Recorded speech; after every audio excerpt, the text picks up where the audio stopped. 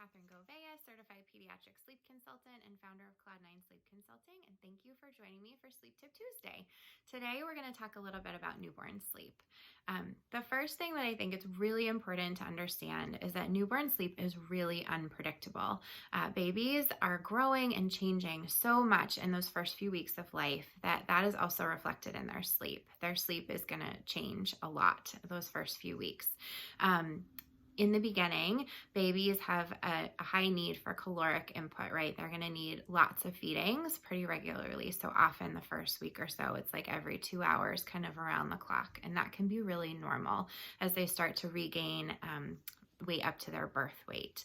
And then we might start to see that you can kind of develop a little bit of a flexible feeding schedule. So what I mean by that is, during the day, they should be feeding probably every 2 to 3 hours.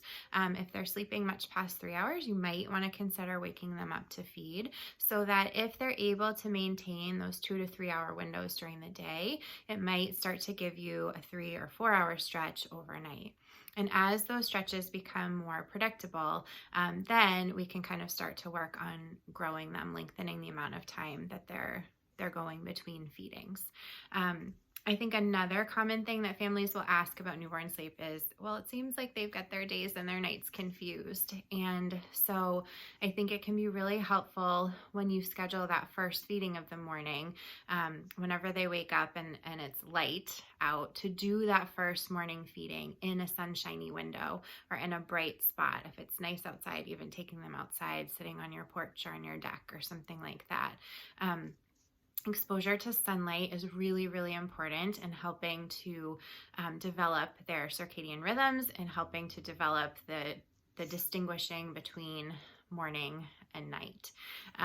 During the day, maybe you have a little bit more activity going on. Maybe the lights are on or there's music playing or, it's just a busier environment. And then as we head into evening, we want to start to dim those lights. We want to start to kind of calm down that environment, get ready to prepare them for sleep so that they really understand that we're active during the day and then we rest at night. Sometimes we'll see that babies will sleep a lot during the day, and it could mean that they're a little overstimulated. So if that's the case, if you're finding that your baby is really hard to rouse during the day and then they're up all night long, just kind of think about their environment. Is it too busy? Are there ways that we could kind of calm things down a little bit, keep it a little quieter, maybe pull the shades a little bit, just kind of pull things back until they're able to maintain more alert periods during the day so that they can then sleep more at night.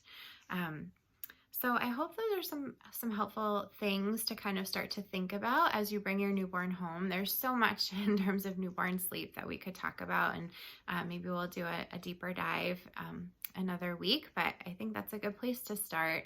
And as always, if you have any questions or if you're struggling with sleep, please let me know. I'd be happy to touch base with you and chat more about your individual circumstances, okay? You can find me at www.cloud9sleepconsulting.com or on Facebook or Instagram. All right, guys, have a great Tuesday.